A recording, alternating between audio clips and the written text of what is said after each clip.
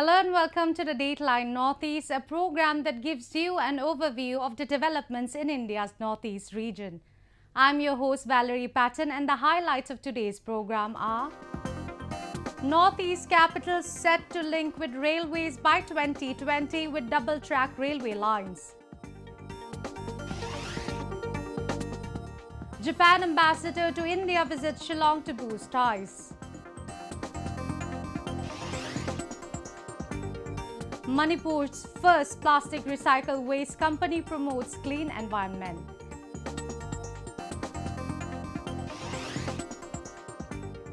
And Mizoram's biggest EduFest Edu Options 2018 unfolds in Aizawl.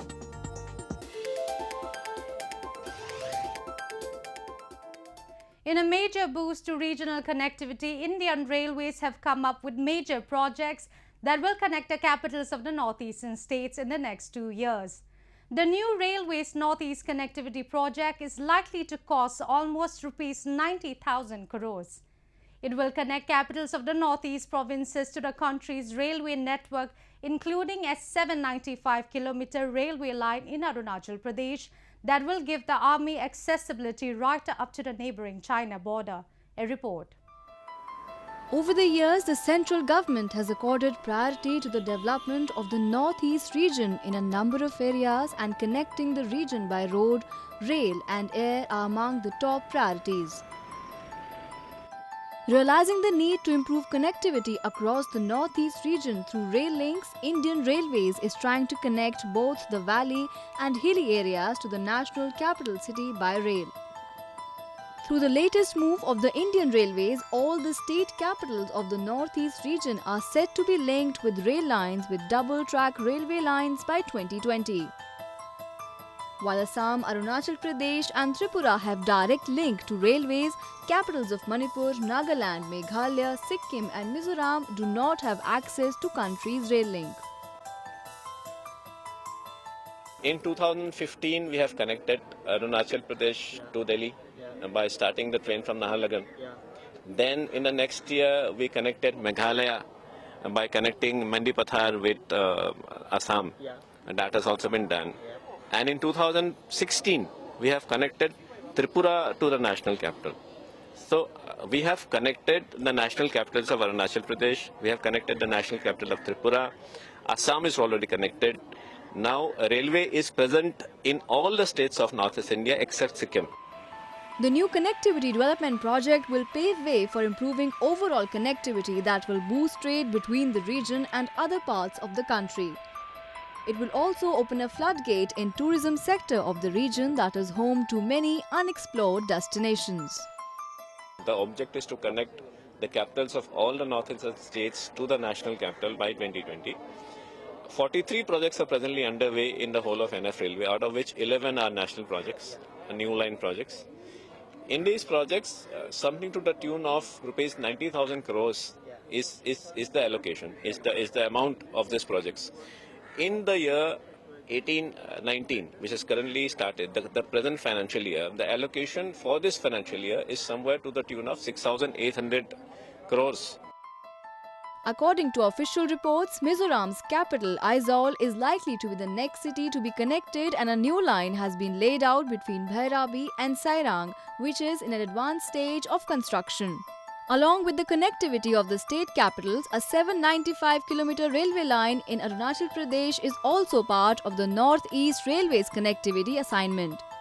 The project will ease the movement of army troops and its equipments right up to the neighboring China border. Rail connectivity between Aizawl and Imphal would be in place by 2020 when a double-gauge track would be laid.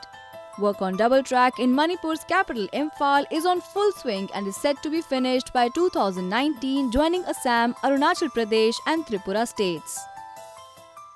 There is no such calculation of income. These are national projects which are being executed with the purpose of giving connectivity to the states. They are very important from the strategic point of view. They are very important from the people point of view. The final land survey has been undertaken for 3 different lines along the Indo-Sino border, and clearance from the ministry will come after the final report is submitted to the Ministry of Defence. The ministry had identified 14 such projects across the country, of which 4 have been given the final clearance. Railways connectivity in the northeast indeed has been the force behind boosting economic growth and infrastructure development in the region. The recent trip of Japan Ambassador to India Kenji Hiramatsu to Meghalaya explored business potentials in various sectors in the region, including food processing and infrastructure development. During his maiden visit, Ambassador Hiramatsu addressed the Asian Confluences Seminar on Emerging Contours in India-Japan Friendship in Shillong. The maiden visit to Meghalaya by Japanese Ambassador to India Kenji Hiramatsu has given a new lift to trade ties between India and Japan, with a special focus to northeastern state of Meghalaya. During the official meeting with Meghalaya Chief Minister Gonrak Sangma, Ambassador Hiramatsu assured every possibility of bringing economic growth in the field of infrastructure development and agriculture and its allied sectors. This possibility of partnership on taking the Northeast region, especially Meghalaya state, on growth trajectory will take the AGS policy doctrine to newer heights and boost further economic growth on cross-border trade. Clearly reflects the intention of government of Japan and the government of India to take the relationship of Japan and India, and especially in the Northeast, to new heights. And I think that is something that is, as a citizen of Northeast, as well as one of the political leaders here, I think it's a great opportunity, and we should ensure that we can move this forward in the right way. While addressing the Asians Confluence Seminar on Emerging Contours in India-Japan Friendship, reflection in the third space from India's Northeast region, the Japanese ambassador also expressed his intention to strengthen cordial relations between India and Japan. I'm very happy to be here the first time in Meghalaya.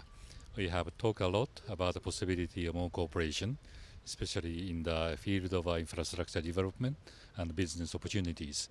We like to have a more cooperation, for example, in the field of food processing and also more infrastructure project. So we like to encourage Japanese business to look into the possibility of more doing business here. During his visit to State Governor Ganga Prasad, Ambassador Hiramatsu also planted a Japanese sakura sapling at the lawns of Raj Bhavan in Shillong.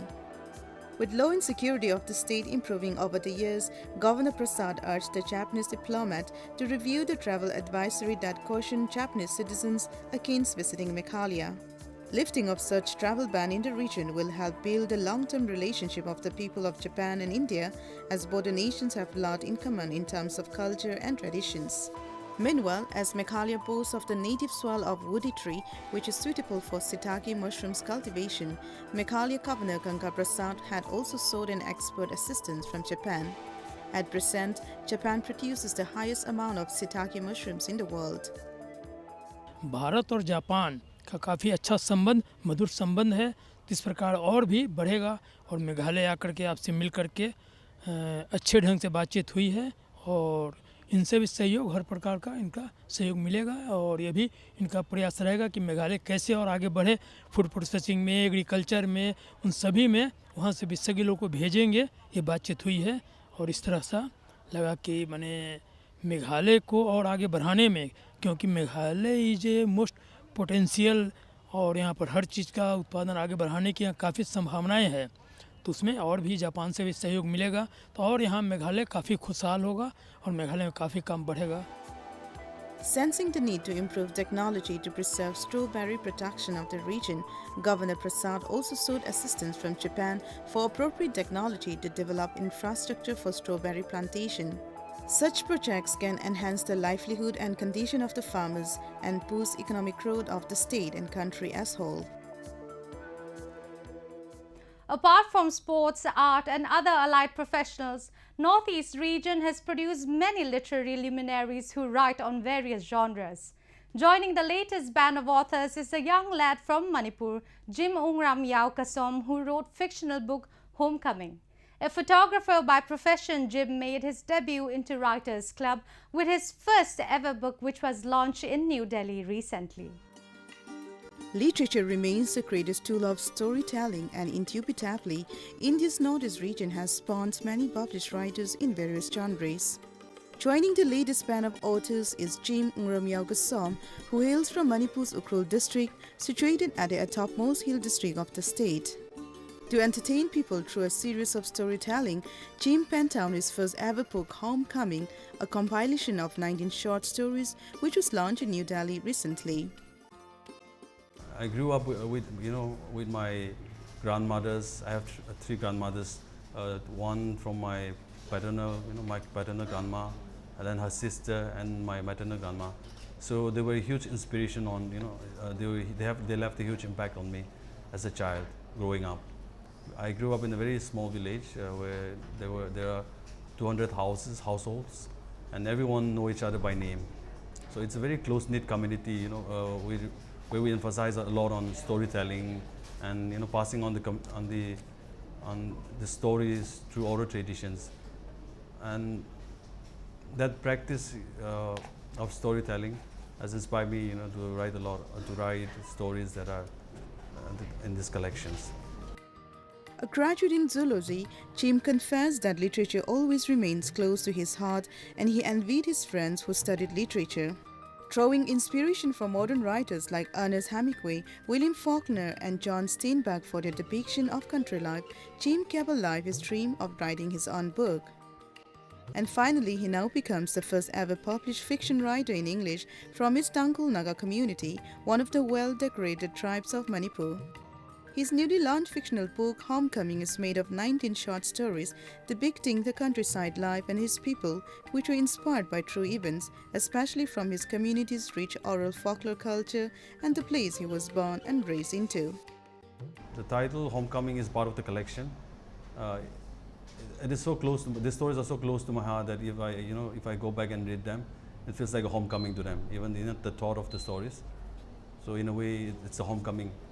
And the title of the story itself is of an old woman who is dying, and her sons and daughters are visiting her for the last time. So in that sense, it's also a homecoming. So it brings together the elements of being a family, of a close-knit community, the community where I belong. A photographer by profession, James started jotting down the stories in 2007, and after 10 years, he completed his first piece in 2017. An avid reader since his early age, Jim believes that writing is the most inexpensive way to express one's thought and display creativity.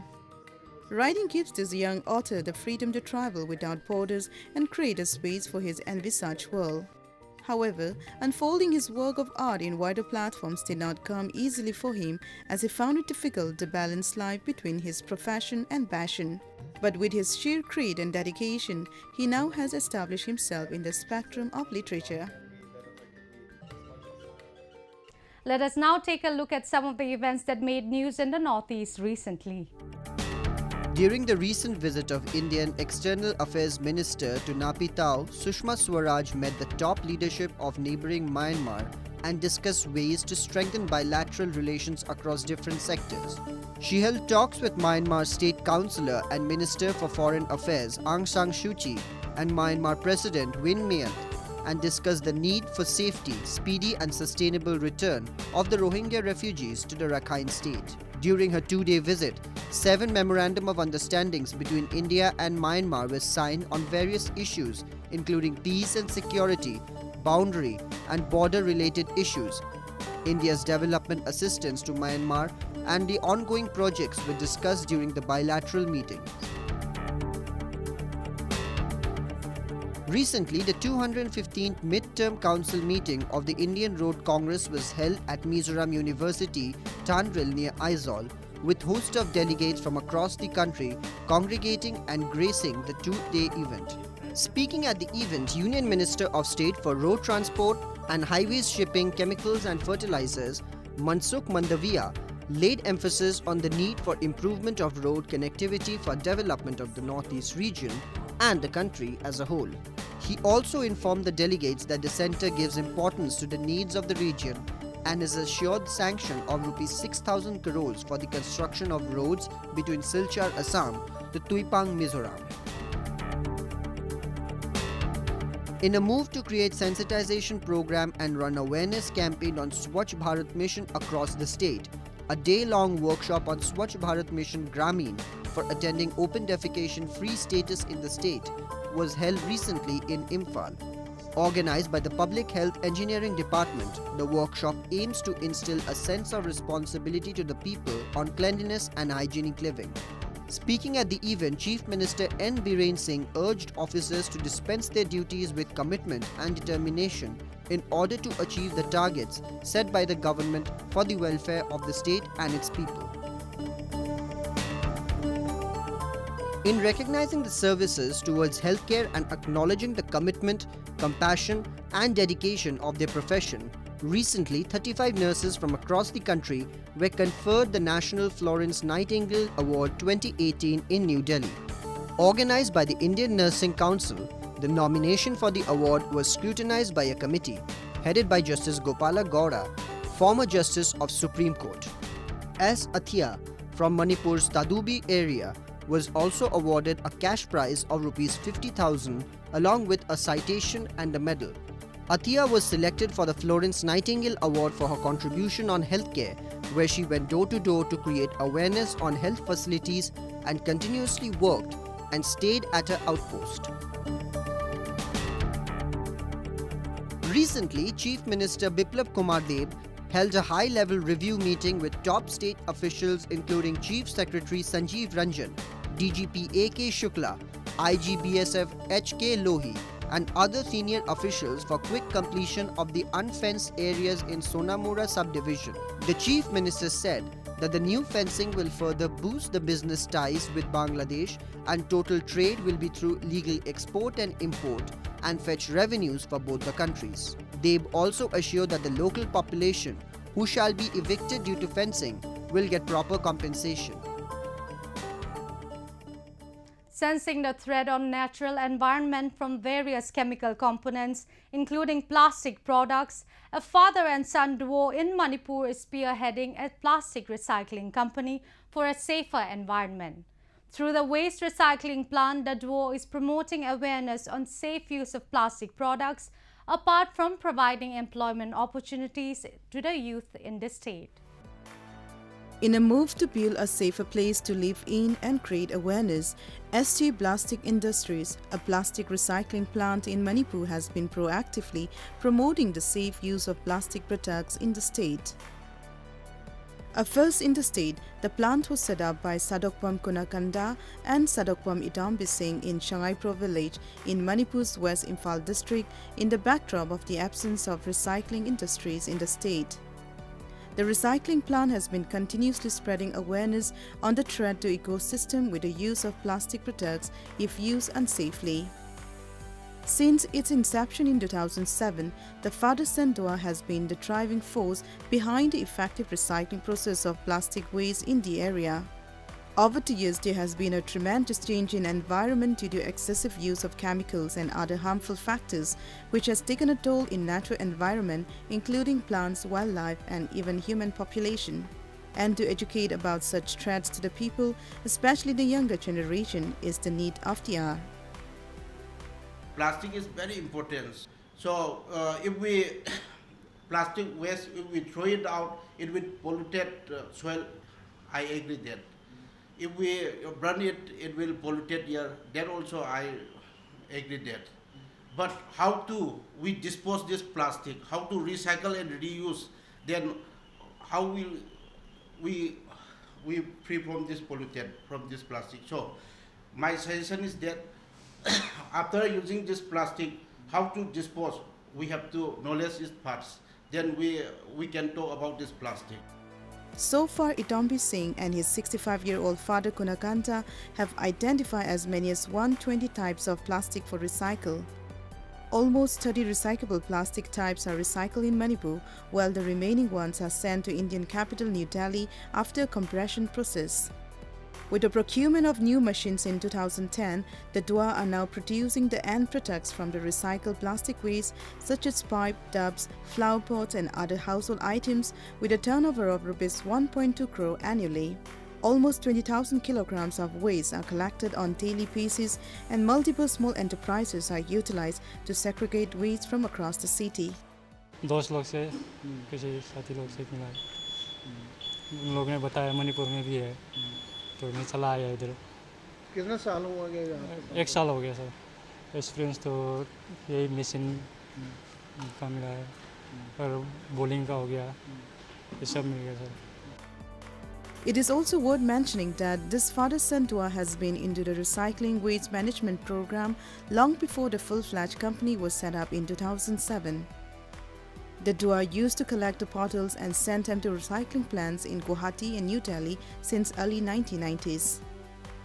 Itampi, a computer applications graduate, and his father, an engineer, are running this operation to improve living conditions in their district as they continue to strive to make a cleaner environment through their recycling plants. In yet another move to provide better assimilation and guidance to freshly high school passed out students, the biggest EduFest of Mizoram was organized in Aizawl for 2 days. Edu Options 2018 was curated by Linchpin, one of the pioneers of education exhibition in the Northeast region, and Zalen newspaper with country's many prestigious institutions under a single portal. Sensing the need to provide proper career guidance and creating a platform which helps students choose the right academic institution, an educational fest, Edu Option 2018, was organized in Mizoram's capital, Aizawl. Creating an avenue for the students while guiding them towards the right target through the right medium, the 2-day-long educational fair was organized by Linchpin, one of the forerunners of the education exhibitor in the Northeast region, and Aizawl-based newspaper Zelen in Aizawl. Mizoram Education Minister H. Roluna inaugurated the 16th edition of the Edu Option 2018, and 22 acclaimed national and international universities participated in the 2-day event. Students and parents from across the state converged at Assembly House Annex in the city and interacted with the representatives of various institutions ranging from hospitality to medical institutional sectors. It has been a pleasure to be in Aizawl, though the turn-up has been comparatively less, but the quality of students who came and the queries which they made were very, very legitimate. It has always been a pleasure to come to Mizoram and participate in this fest. And we look forward to worthwhile students undergoing career education in Uttarakhand. Stalls from AIMS Bengaluru, Sharda University Delhi, Amity University Kolkata, Shimla University and many other prestigious institutes of the country were put up at the event. EduFest, this is our second time participating and it's a beautiful experience out here. You know, if you want to become any active Club Academy, it's a really beautiful career option, and yes, definitely we are here to give you 100% job assurance. This annually shared platform between the facilitators and students has been the greatest source of channeling the right pathway for education, and Linchpin continues the force behind the education fairs in the region over a decade. The annual educational fair aims to provide students with a portal to allow the student to be well informed for pursuing further studies and taking up professions that are most suited for their educational disciplines and skills.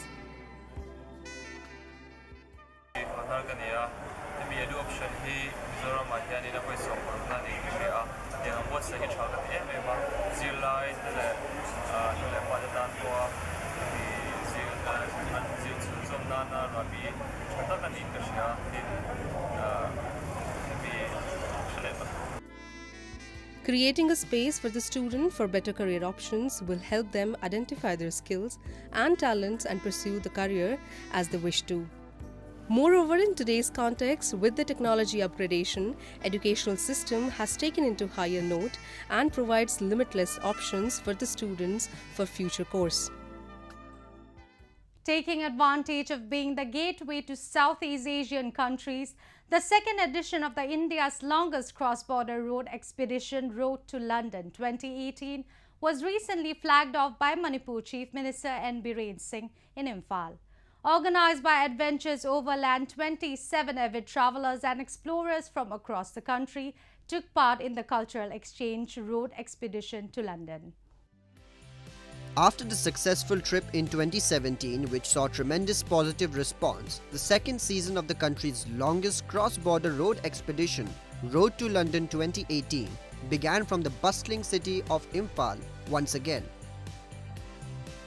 Organized by the Adventures Overland, the event was flagged off by Manipur Chief Minister N. Biren Singh at the complex of Hotel Classic Grande in the city. In this year's edition, 27 avid travelers from across the country have embarked the journey to London by road, with 3 crew members including Sanjay Madan, an off-road expert, and Tushar Agarwal, a travel writer. This is one of the country's longest road expeditions, and it will cross 18 countries and cover 16,000 kilometers in a span of 49 days. Focus is mainly to explore all the countries we are driving through, and we will not be visiting only the tourist destinations but the countryside also, and we'll get an opportunity to experience the local food, meeting with the local people. It's mainly culture exchange. During this cultural exchange expedition, participants will engage to unparalleled adventures and a once-in-a-lifetime experience. Altogether, 15 sport utility vehicles are being utilized for the expedition, as the road trip entourage will travel through multiple international borders with unknown landmasses, terrains and highways roads towards their journey to London. We try to raise awareness of the ASEAN Highway. So from this part of northeast of India to Moreh, Myanmar, to Mysore and Chiang Rai to Thailand, and also further to Laos and South China. Encouraging such expedition, the Thailand Tourism Department also hosted networking dinner with cultural dance and flag-off ceremony, first in Imphal and later in parts of Tak and Chiang Khong provinces in Thailand. These rarest travelers will touch down the finish line in London on 2nd June 2018 after crossing Myanmar, Thailand, Russia, Germany, Netherlands, Belgium, France, among many other countries. With that, we've come to the end of this episode of Roving Report. Do connect with us through our Facebook page and follow us on Twitter @NEIndia_ANI. You can also subscribe to our YouTube channel to get latest news updates from the Northeast. I'm your host Valerie Patton signing off. Goodbye and take care.